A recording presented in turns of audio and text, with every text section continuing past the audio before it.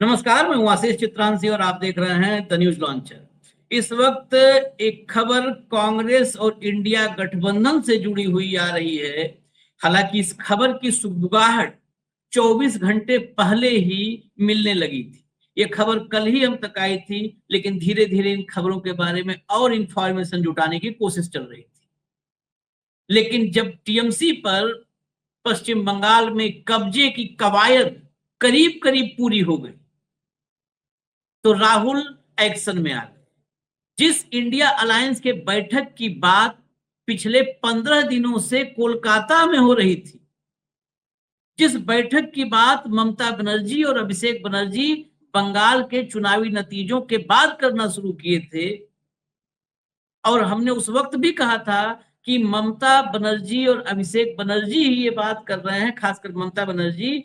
बाकी पूरा विपक्ष अनमना सा है। मतलब वो जो होता है ना इंथुजियाज्म, वो जोश, वो नजर नहीं आ रहा है।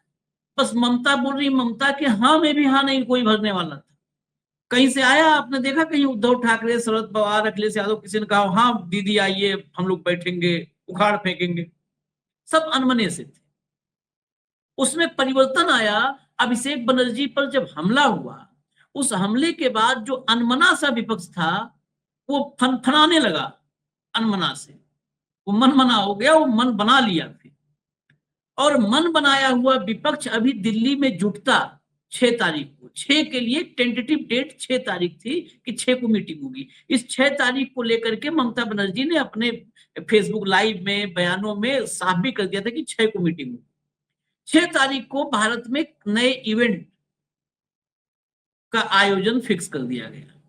मैं इसको इवेंट कह रहा हूं, अभी भी वही बात है कि हम गलत हो जाए तो ठीक है, लेकिन जैसे संकेत मिल रहे हैं, ये संकेत अच्छे नहीं है, ये लक्षण शुभ नहीं है। मुझे आशंका जो थी, क्योंकि अन्ना आंदोलन में तो बाकी तो सब जले ही हैं, मैं तो बहुत तगड़ा झुलसा हुआ। उस आंदोलन से लगा था कि इस देश में करप्शन फ्री सरकार होगी, करप्शन फ्री कंट्री होगा, हेल्थ और एजुकेशन बिल्कुल जो है इक्वल हो जाएगा। सब नाश कर दिया। और जाके अन्ना हजारे रालेगढ़ सिद्धि में बैठा है, उसको कोई फर्क नहीं है। वो अन्ना नहीं आधी है, देश का दूसरा गांधी है। जो हम लोग इतना मूर्ख थे कि समझ ही नहीं पाए। मैं गांधी को पढ़ा हुआ व्यक्ति, उस अन्ना में हम देख ही नहीं पाए कि ये गांधी का है। गांधी तो नाखून नहीं है। खैर, विषयांतर नहीं होते हैं, विषय से जुड़ा हुआ है मसला है। 6 तारीख को दिल्ली में जो नया एक कॉकरोच के जरिए एक नई जो है एक युवाओं की गूंज, आवाज की गूंज उठी थी, उसको मोदी के कानों तक पहुंचाने की कवायद शुरू। 6 को इंडिया अलायंस की मीटिंग, जो टेंटिव मीटिंग थी, उसको लेकर के तमाम असमंजस के बादल घिर गए कि अब मीटिंग होगी, कहां पर क्या फैसला होगा, 6 तारीख को क्या होगा, बहुत सर। इस बीच आज शाम होते होते बंगाल में एक बड़ा राजनीतिक घटनाक्रम हुआ और टीएमसी पर ममता बनर्जी के बजाय किसी और का कब्जा हो गया। ऋतव्रत बनर्जी, ममता बनर्जी की जगह एक ऋतव्रत बनर्जी, जिसका नाम भी बंगाल के बाहर, बंगाल में ही पूरा बंगाल नहीं जानता, उसको जो है एलओपी बना करके और स्पीकर की अनुमति से 60 विधायकों के साथ एक ऐसा धड़ा तैयार हुआ जो टीएमसी पर अब कब्जा हासिल कर चुका है। अब आगे क्या क्या होगा, टीएमसी किसके हाथ में होगी, ज्ञानेश कुमार के पास क्या जाएगा, इंतजार करें।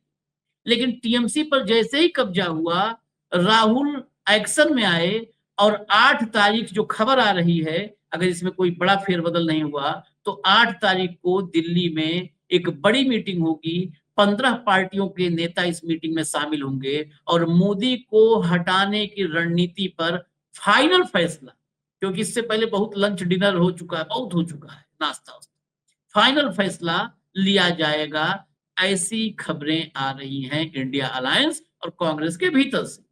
ये जिम्मेदारी ममता बनर्जी जो मीटिंग रखना चाहती थी, ये मैं बहुत ही विश्वसनीय जगहों से बताऊं, इस पर राहुल गांधी ने, ये करीब करीब अब राहुल ने अपने हाथ में कमान ले ली है इस मीटिंग के कोऑर्डिनेशन की और इस मीटिंग को दिल्ली में करवाने की। इसमें कई संदेह हैं, के बाद अभी भी कई संदेह हैं। इसमें कौन कौन सी पार्टियां आएंगी? 15 पार्टियों की तो उम्मीद है। कौन कौन सी पार्टियां आएंगी? डीएमके और अरविंद केजरीवाल, ये दो सबसे संदिग्ध हैं। और ये दो नहीं आते हैं तो उस दिन फिर गोदी मीडिया के पास एक बड़ा मौका होगा प्रोपेगेंडा का कि इंडिया अलायंस जुटने से पहले बिखर गई। हेमंत भाई को हम भूल ही गए थे, जोड़ लीजिए उनको, वो इंतजार कर रहे हैं इंफॉर्मेशन के साथ। स्वागत है।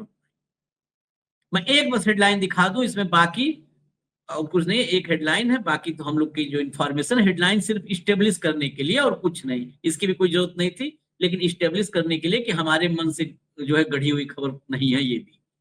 दिल्ली में 8 जून को इंडिया ब्लॉक की बैठक संभव, राहुल, ममता, अखिलेश समेत 15 दलों के नेता आ सकते हैं, एकजुटता पर चर्चा होगी। हटा दीजिए हेमंत भाई, 6 से 8, और ये खासकर महत्वपूर्ण तब है जब बंगाल में टीएमसी पर कब्जा किसी और का हो चुका है। अब ये मान लीजिए हो चुका है, हम पहले से कह रहे थे इस कब्जे को कोई रोक नहीं पाएगा। 8 तारीख की बैठक, अच्छा ये भी क्लियर है, ये राहुल के इनिशिएट करने पर सारा कुछ अब हो रहा है। 8 की मीटिंग, कौन कौन से दल इसमें आने वाले हैं, कौन से आ सकते हैं, और कौन से ऐसे दल हैं जो गोदी मीडिया को हेडलाइन दे सकते हैं? आशीष भाई नमस्कार, आपको सारे दर्शक साथियों को भी। देखिए 6 तारीख को जो एक दूसरी पैरेलल इवेंट कराने की कोशिश की गई थी वो एक पक्ष था, प्लस बंगाल के अंदर जो इवॉल्विंग हालात लगातार हैं, इस समय जब मैं और आप बात कर रहे हैं वहां अभिषेक बनर्जी के घर पे ईडी की 4 टीमें भी पहुंच गई। दिन का घटनाक्रम तो छोड़ दीजिए, जो अभी लेटेस्ट है जिस समय हमने बात शुरू की है, वहां पर 4 ईडी की टीमें अभिषेक बनर्जी के घर पे है। प्लस ममता बनर्जी की जो पार्टी है, 2 लोगों को एक्सपेल किया था उन्होंने, विधायकों को। 58 विधायकों ने अलग से गुट बना लिया है, स्पीकर ने उस गुट को मान्यता दे दी है, और ऋतवत बनर्जी जो है उसको विधायक दल का नेता बना दिया गया है, और उसे ही विपक्ष का नेता भी मान लिया जाएगा। ये तो कहने की बात है, यानी कि जो शिवसेना के साथ किया गया था, जो वही कार्यक्रम अब सारा बंगाल में वो मॉडल जो है महाराष्ट्र वाला लागू करने की तैयारी। अब आशीष भाई असली मुद्दा क्या है कि एक तो समझदारी की बात ये हुई कि जिन भी कारणों से, चाहे वो 6 तारीख की जो पूरा सीन है उसको लेकर के या जो भी लेकर के, पहली बात तो जो 8 तारीख को जो ये मीटिंग हो रही है ये अपने आप में बहुत ही महत्वपूर्ण होने वाली है, बहुत ज्यादा महत्वपूर्ण, क्योंकि ये मीटिंग अब राहुल गांधी की प्रॉपर्टी ना रह करके ये जो छोटे क्षेत्रीय दल हैं उनके सर्वाइवल के सवाल पे टिकी है कि वो रहेंगे भी या नहीं। शिवसेना का आपने हाल देख लिया था, अब उसी रास्ते पे ममता बनर्जी की पार्टी को चलता कर दिया गया है। 80 में से 20 विधायक रह गए हैं और विपक्ष के नेता की भी हैसियत उनको नहीं मिलेगी। ये जो मीटिंग है आशीष भाई, ये कॉन्स्टिट्यूशन क्लब में होनी है, और 15 विपक्षी दल इसके अंदर आएंगे मुख्य तौर पर, और इसके अंदर ममता के अलावा जो है शरद पवार होंगे, अखिलेश होंगे, शिवसेना के उद्धव ठाकरे, बाकी सारे लोग। इसका जो एजेंडा है आशीष भाई वो बहुत ही महत्वपूर्ण कि चुनाव जो ये हुए 5 राज्यों के, उसके बाद की परिस्थितियां क्या है। क्या चुनाव देश में ऐसे ही होंगे? क्या ऐसे ही वोटर लिस्टें बनेंगी? क्या ऐसे ही सरकार अपने वोटर चुनेगी? उस पूरी घटनाक्रम को लेकर के पूरा विपक्ष एक तरीके से उसको एकजुट होने वाला है, पूरे खेल को लेकर के कि ये क्या हुआ है। यानी कि संगठित होकर के जो गठबंधन के जो लोग हैं वो ये देखेंगे कि चुनावों में जो हार मिली है उसको लेकर के भविष्य की क्या रणनीति हो, और क्या कारण हुआ कि तृणमूल कांग्रेस को सत्ता से बाहर होना पड़ा और डीएम के जो प्रमुख घटक दल था उसको भी बाहर होना पड़ा। पहला एजेंडा इसका ये है मोटे तौर पर। और चुनाव की जो इंटीग्रिटी है, जिस तरीके से ज्ञानेश गुप्ता के आने के बाद जो परिस्थितियां बनी हैं, उस सारे पर एक बहुत ही विस्तृत चर्चा इस पर होने वाली है, ये बाकायदा एजेंडे के अंदर। दूसरा महत्वपूर्ण जो है पार्लियामेंट के अंदर फ्लोर कोऑर्डिनेशन। अब से चूंकि अब चुनाव सारे हो गए हैं, अब अगले साल से पहले कोई चुनाव उस तरीके से है नहीं, तो पार्लियामेंट के अंदर फ्लोर कोऑर्डिनेशन के इन सारे मुद्दों पर कि सारा विपक्ष एकजुट होकर के किस तरीके के सरकार पर हमले बोले कि उसके अंदर कोई बिखराव दिखाई ना दे, सबसे बड़ी बात यह है। उसके बाद जो राज्यों से जुड़े मुद्दे हैं उन पर भी चर्चा होगी। उसमें बंगाल में टीएमसी के नेताओं पर जो हमले हुए, चाहे वो कल्याण बनर्जी हो चाहे अभिषेक बनर्जी हो, उन सब के ऊपर पूरी बातचीत होगी। और इस गठबंधन को मजबूत करने के अलावा सभी जो एलाइज हैं उनको एकजुट कैसे रखा जाए, हर एक मुद्दे के ऊपर कोई बिखराव दिखाई ना दे, ये मुख्य तौर पर वो रहेगा। और last but not the list, जो चुनावी इंटीग्रिटी है, इलेक्टोरल इंटीग्रिटी है, उसमें जो हेर फेर की चिंताएं हैं, जो इलेक्टोरल वोटिंग जो है उसके अंदर वो है, वोटिंग लिस्ट के अंदर, उन सब के ऊपर सारी की सारी चर्चा होने वाली। अब इसमें जो आपने सबसे महत्वपूर्ण बात इंट्रो में ही कही, असली टेक वहीं पर है, और वो क्या है कि क्या आम आदमी पार्टी इसमें शामिल होगी, क्योंकि अगले साल आपको पता है पंजाब के अंदर चुनाव है, और आज की तारीख में वो केवल सरकार के नाम पर पंजाब में ही बचेंगे। तो क्या आम आदमी पार्टी आएगी, नंबर एक।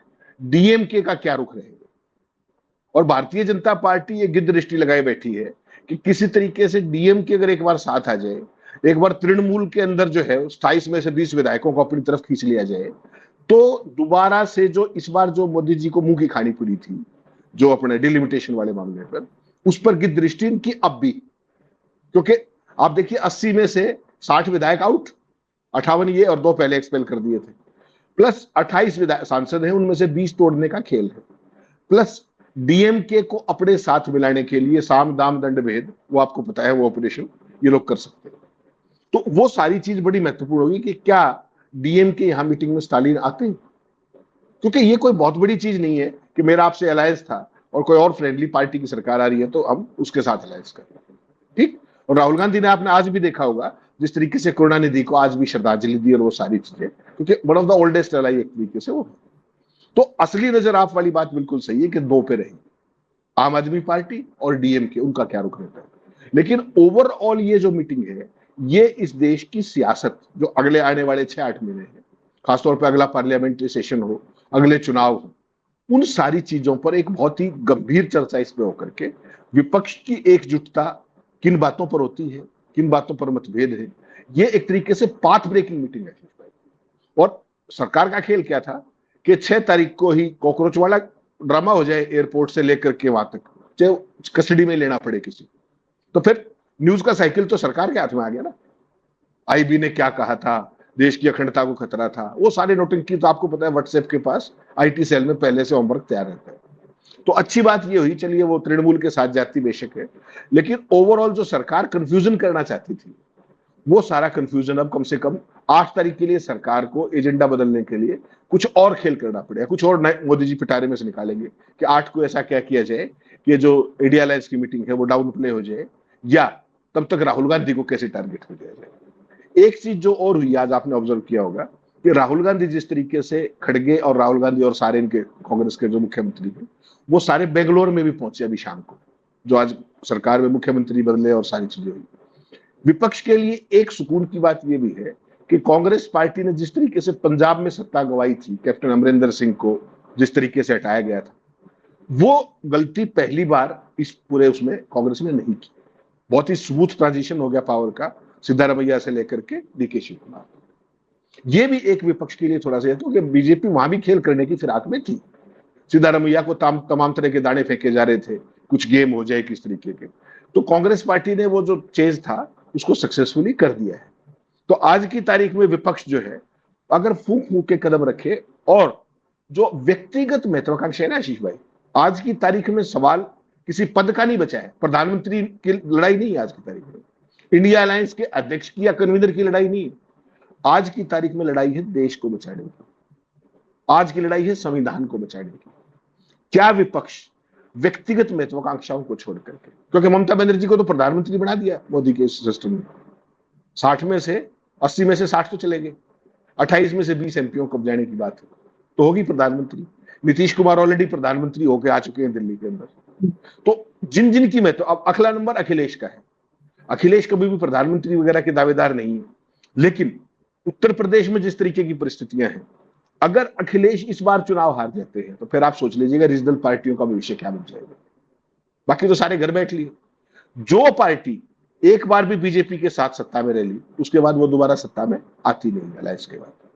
तो ये सारी परिस्थितियां, चाहे वो अपने इनके जो बाकी अलायंस बचे हुए हैं उनकी बात हो, आप देख लीजिए रोज जूता बज रहा है महाराष्ट्र के अंदर, हर रोज जूता बजता है, आज ये हो गया आज वो हो गया, सारी चीजें।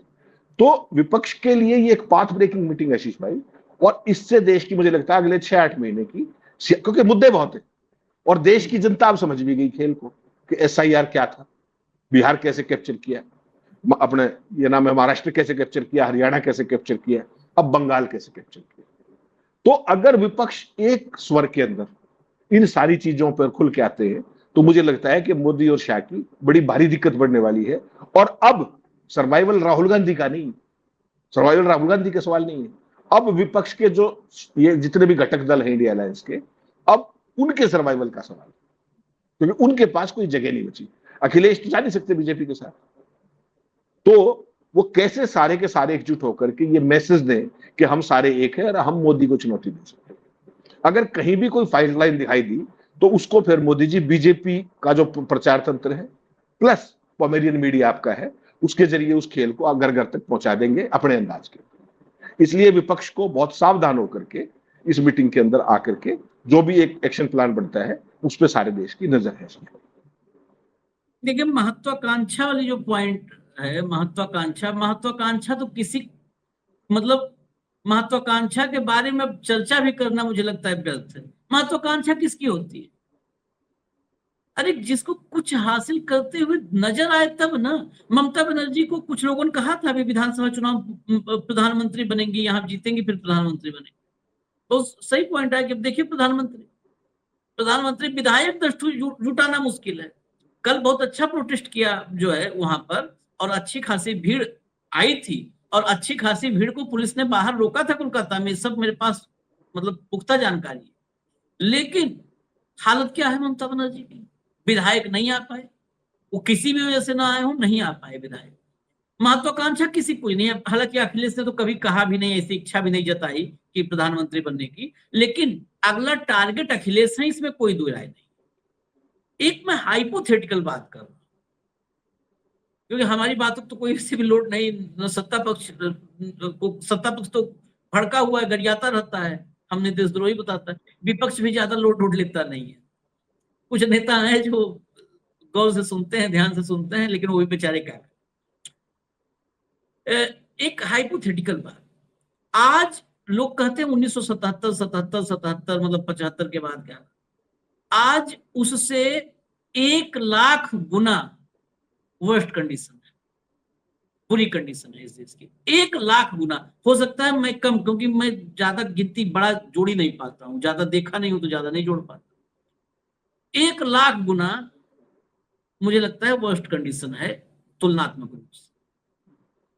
कांग्रेस को हराने के लिए वो दौर था जब विचारधाराओं को भट्टी में, चूल्हे भाड़ में झोंक करके, मुझे कोई भी आज की तारीख में बता दे, उस दौर में बहुत लोग जो कहते हैं कि हम आपातकाल के खिलाफ जेल में, उन लोगों से भी मेरा सवाल, कौन सा वैचारिक, जहां पर वामपंथ और दक्षिण पंथ का मेल हो जाए वहां पर कौन सा वैचारिक प्रतिबद्धता है या वैचारिक साम्यता है? वैचारिक प्रतिबद्धता, साम्यता में सबकी बात कर रहा हूं, कौन सी हो सकती है हेमंत भाई?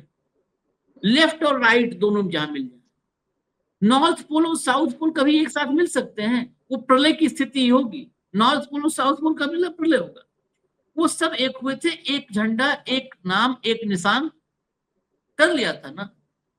वही हाइपोथेटिकल। तब तो सर्वाइवल की भी दिक्कत नहीं थी भाई, सब मौज में थे। अब हम नहीं जाएंगे, नहीं तो लोग कहेंगे कि देखो आपातकाल वालों के जो जेल गए उनके क्रिटिसाइज कर रहे हैं। नहीं जाएंगे, सब मौज में थे।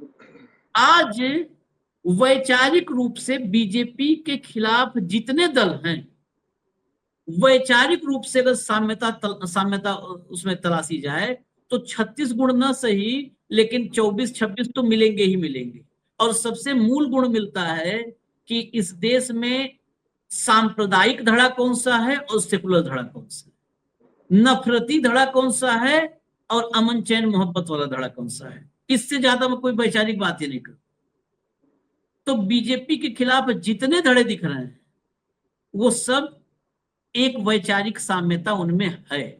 यहां तक कि कुछ दल ऐसे जो मोदी के साथ हैं, उनकी भी वैचारिक साम्यता विपक्ष के साथ है वहां किसी न किसी चक्कर में है साम्यता इधर उनकी वैचारिक। चाहे वो चंद्रबाबू हो जो मुस्लिम आरक्षण की बात करते हैं, चाहे नीतीश रहे हो। क्यों नहीं, ये बड़ी कुर्बानी की बात है, क्यों नहीं हम उस मॉडल को रिपीट कर दें? एक निशान पर पूरे देश में लड़ेगा विपक्ष, एक निशान, एक सिंबल। मुमकिन तो नहीं है, क्योंकि 77 तक बहुत गंगम पानी पा गया। नहीं। आज आप जब ये बात कह रहे हैं ना, आज आप जब ये बात कह रहे हैं, माफ कीजिएगा, वो 2026 का जून शुरू है। जब 2029 आएगा तब तक सारों की क्या गत बन चुकी होगी उसका सहज अंदाजा आप लगा सकते हो, एक सहज अंदाजा।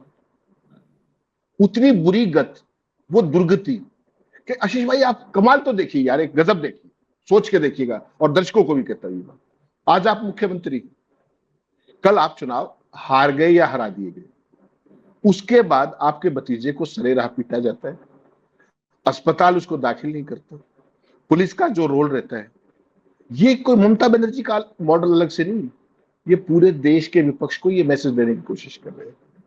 और चुनाव हारे महीना नहीं हुआ, पार्टी छिन्न भिन्न, विधायक दल साफ, संसदीय दल साफ, विपक्ष के नेता भी इनके लोग, सत्ता पक्ष भी यही तो आरएसएस का मॉडल है भाईजान, और क्या मॉडल है? सत्ता पक्ष भी हम और विपक्ष भी हम। आपको क्या लगता है, आप जो 60 विधायक जो जाएंगे इधर, अपने विपक्ष के नेता बनेगा जो ऋतुवत बनर्जी बनेगा जो, आपको क्या लगता है वो बीजेपी के खिलाफ होंगे? वो क्यों होंगे खिलाफ? वो बीजेपी की बी नहीं, एक टीम, ए टीम होगी। इसलिए मैं ये कह रहा हूं आशीष भाई, तेजस्वी की हालत देख लीजिए, पहले लोकसभा चुनाव आएगा, उसके बाद बिहार का विधानसभा चुनाव आएगा। अब इनके लिए जितने भी रीजनल पार्टियां हैं, ये करो या मरो की स्थिति में होंगे जब आप 2028 और 29 में जाएंगे। तो हाइपोथेटिकल नहीं है आपका सवाल, आपका सवाल बहुत व्यवहारिक है, और ये होगा, और नहीं होगा तो इस देश में लोकतंत्र नहीं बचेगा।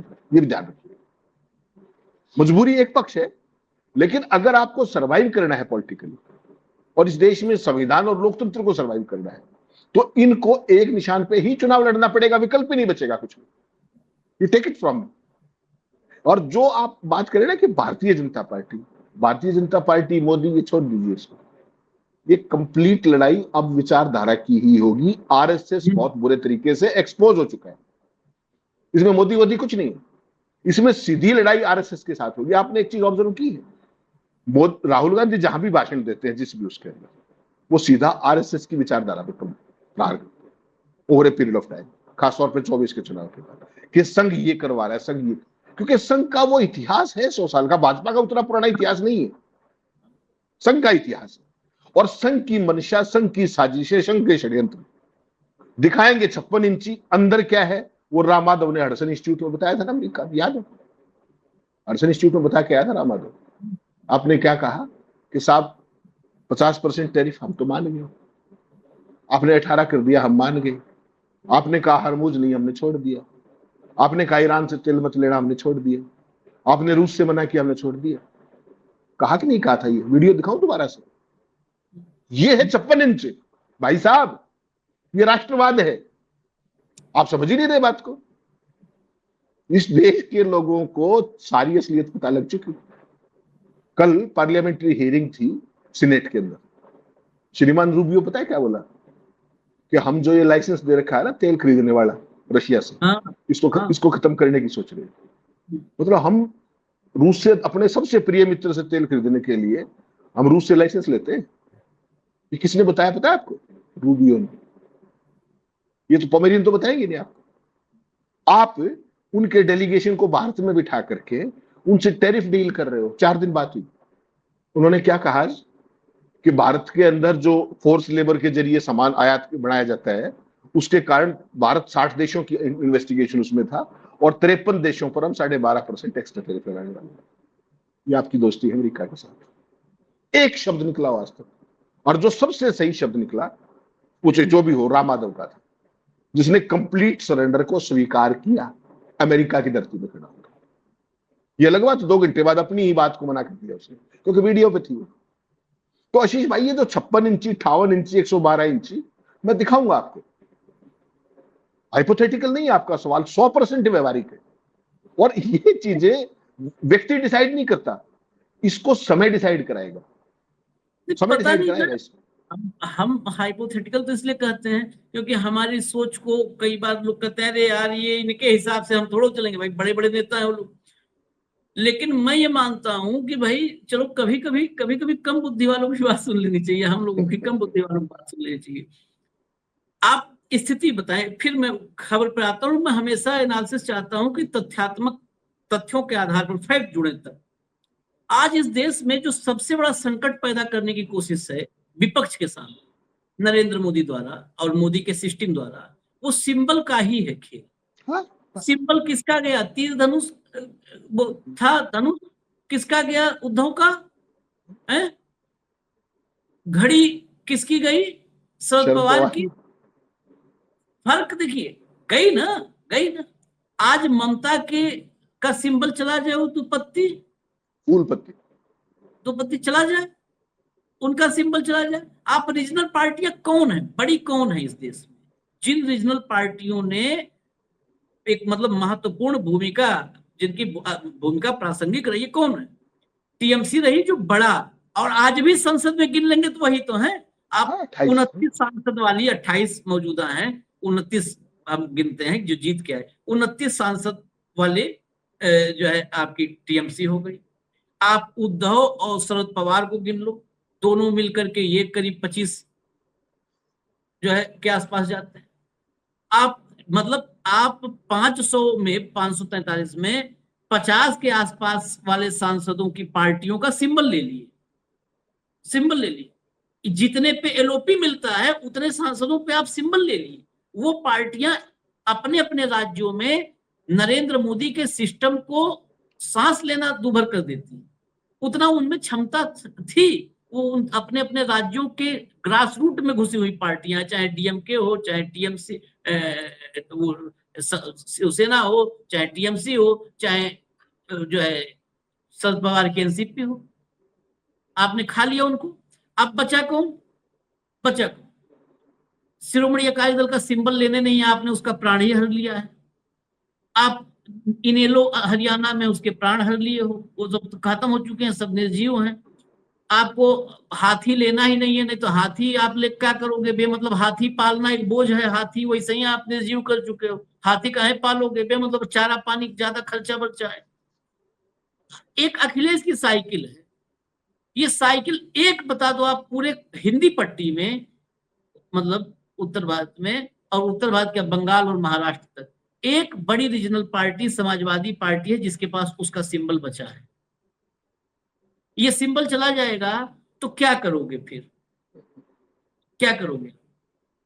तो क्या ये बेहतर नहीं होगा कि एक सिंबल ले लो, पूरे देश में हम एक के सिंबल पे हैं, छीनो सिंबल। भाई सिंबल ले लिया ना, ममता का ले लिया, शरद पवार का ले लिया, उद्धव का ले लिया, जाओ तुम सिंबल ले जाओ, तुम धरो सिंबल, सबका इकट्ठा कर लो, मोदी जी झोले में डाल दो। हमें अब सिंबल से मतलब नहीं, हम एक सिंबल पे आएंगे। आधा हम लोग भले बुद्धि कम, आधा इनका जो है ना होश ठिकाने आ जाए, जैसे ही एक बात होगी कि हम एक सिंबल पे आएंगे। हेमंत भाई, ये व्यवहारिक साउथ रहा, आप मान लीजिए साउथ की द्रविडियन पॉलिटिक्स से डीएमके सिंबल पे आपके नहीं आती, कोई बात नहीं, डीएमके छोड़ दीजिए, डीएमके और टीवी के पर्याप्त है, वहां नरेंद्र मोदी की एंट्री नहीं है, वहां नहीं है एंट्री, वो ऑटोमेटिक आपके साथ रहेंगी, मीटिंग में रहे ना रहे भाई, मोदी को जब रोकने की बात है। केरल में है नहीं, छोड़ दीजिए उनको, आए ना आए, हालांकि वहां पर लेफ्ट अगर आ जाए एक सिंबल पे तो अच्छी बात है, वो भी तो खत्म ही हो गई है, उसका भी सर्वाइवल हो जाएगा। तो यही स्थिति है ना, हम पूरे देश को एक नजर से देखे, क्या 8 तारीख को इस विषय पर कोई भी वहां पर मौजूद हो, ये विषय उठाना नहीं चाहिए? कोई एक आदमी हो वहां पर कहे कि हाँ भाई ऐसा किया जाए क्या? मुझे लगता है एक प्राइमरी चर्चा शुरू होनी चाहिए। आशीष भाई, 15 लोगों की मीटिंग में इस तरह की चर्चा नहीं हुआ करती। जो पहले टॉप 4-5 लोग होंगे ना, जिसमें अखिलेश है, शरद पवार, उद्धव है, ममता है, जो मेन अब आप सोचो एक चीज हाइपोथेटिकली और लो, मान लो वहां केजरीवाल बैठा हो और वहां पर आप ये चर्चा कर जो वो खबर तो कितने सेकंड में पहुंच जाएगी, ये भी तो सोचिए, बैगेज भी तो है। तो बेसिकली क्या है कि इस मीटिंग के अंदर ये प्राइमरी ग्राउंड वर्क है, हाउ टू गो अबाउट। ये जो आप बात कह रहे हैं ये 2-3 साल बाद की स्थिति है, और वो ये कोई अपनी इच्छा से नहीं करेगा। मैं आपको कहूं कि आशीष भाई, ये जो न्यूज लॉन्चर का ये इसको बदल लो, ऐसे नहीं बदला जाएगा।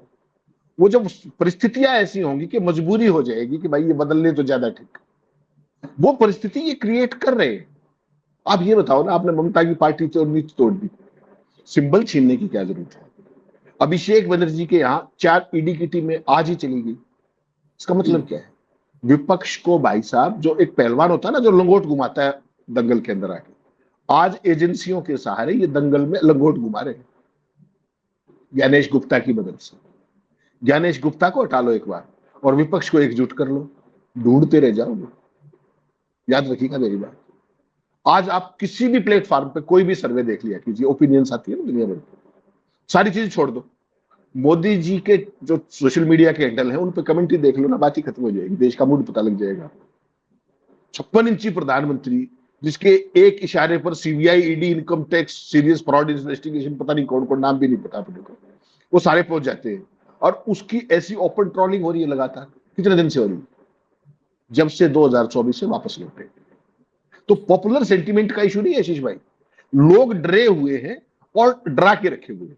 और एक बात हमेशा याद रखिएगा, आप बड़े विद्वान आदमी, जो तानाशाह होता है ना, वो एक ही बात से डरता है कि लोग मेरे से डरना ना छोड़ दें।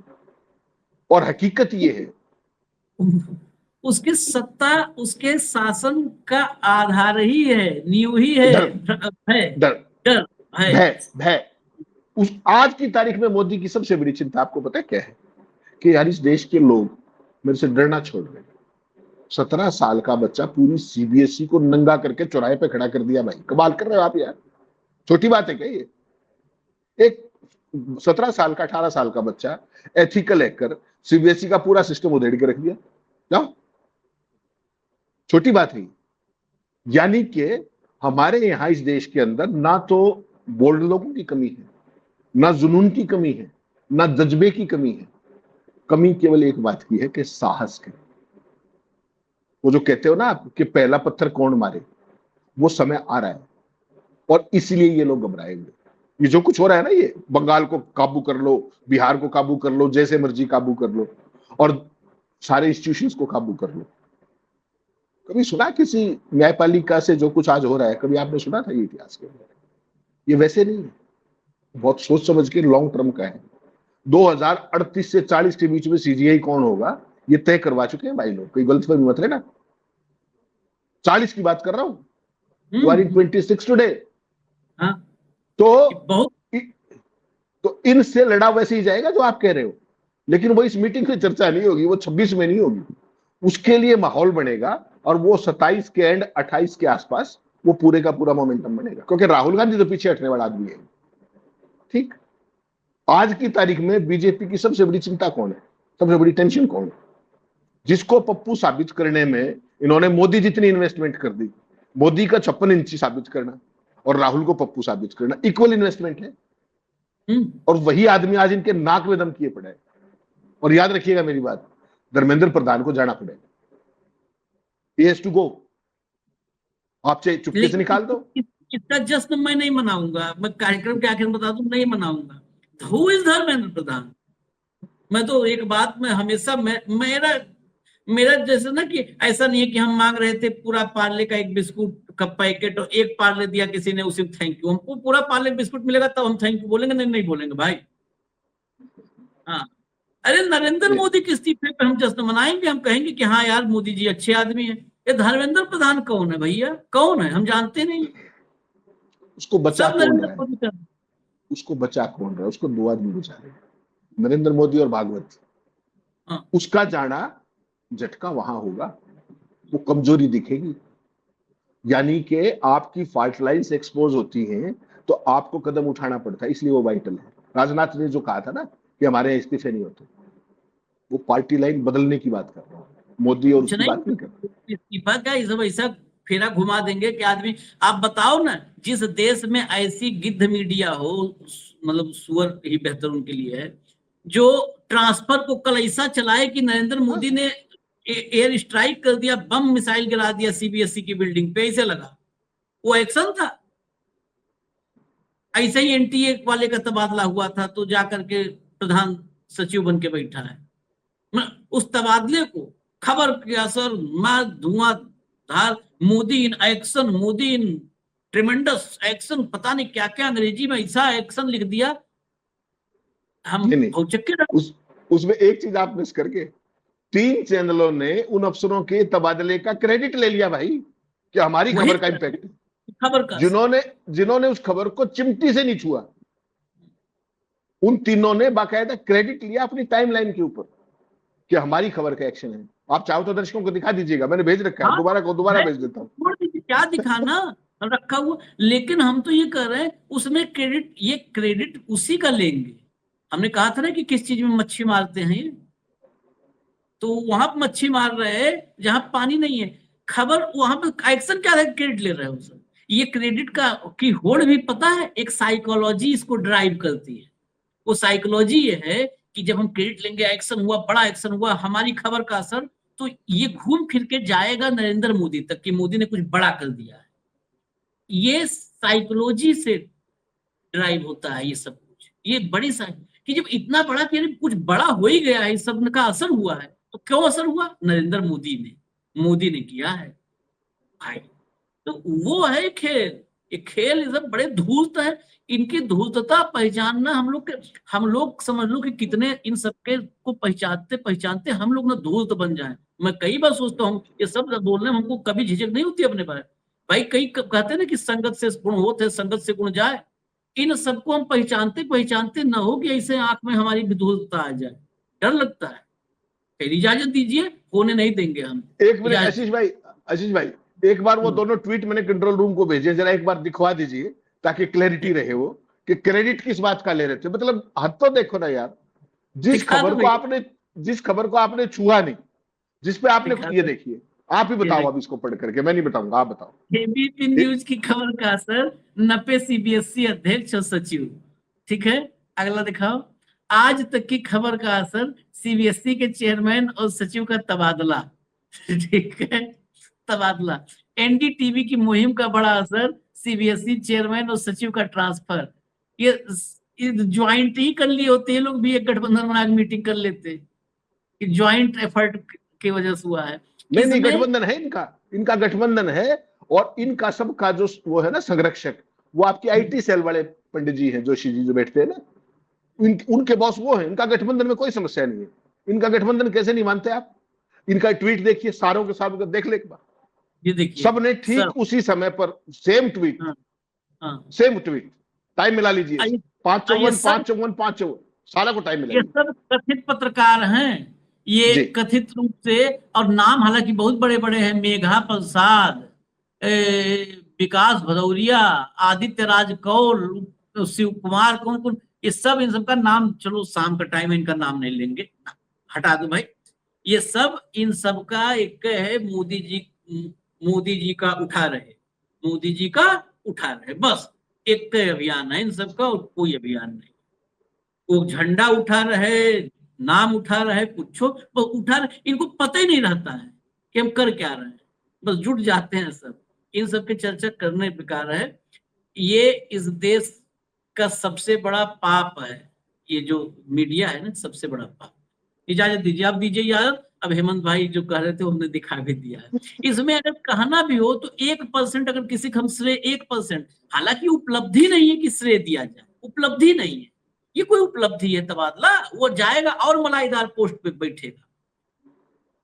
इसमें एक एबीपी पे खाली संदीप चौधरी जो अपना एक कार्यक्रम करते हैं बेचारे, अपना कार्यक्रम, वो उनका जो निजी एक कार्यक्रम की छूट मिली है पता नहीं कैसे, उस कार्यक्रम में कम से कम छात्रों उत्तरों को बिठा करके वो सच्ची बात उसमें हो जाती है, तो वही मान लो अगर उपलब्धि माननी है।